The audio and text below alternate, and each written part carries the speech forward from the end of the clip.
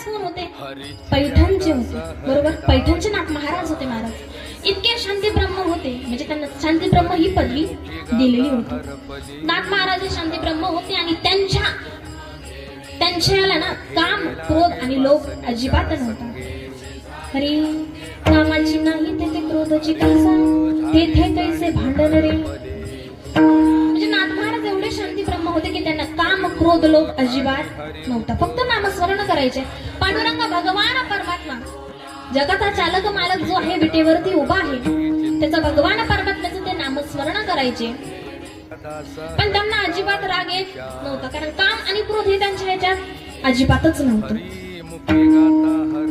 पण हे काही गावातल्या मंडळींना देखवतच नव्हतं. पण भगवान परमात्म्याशिवाय या वृक्षाचं पान सुद्धा हलत नाही. हरी वृक्षाचे पान हली ज्याची सत्ता, राहिली अनंत मग कोठे. चाले हे शरीरा कोणाची आसक्ते, कोण बोलविते हरिविना.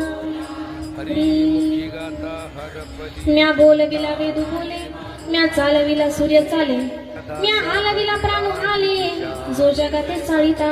अहो या भगवान परमात्म्याशिवाय एक वृक्षाचं पान सुद्धा हलत नाही. पण तो भगवान परमात्मा नाथ महाराजांच्या घरी 36 वर्ष चाकरी केली. महाराज किती? 36 वर्ष चाकरी केली. तुम्ही म्हणाल हो तो एवढा मोठा जगाचा चालक मालक होता आणि नाथ महाराजांच्या घरी 36 वर्ष त्यानं काय केलं? तर लक्ष देऊन ऐका मंडळी. 12 वर्ष चंदन, 12 वर्ष नाथ महाराजांची धोतर धुतली आणि उरलेली 12 वर्ष कावडीने पाणी भरलं.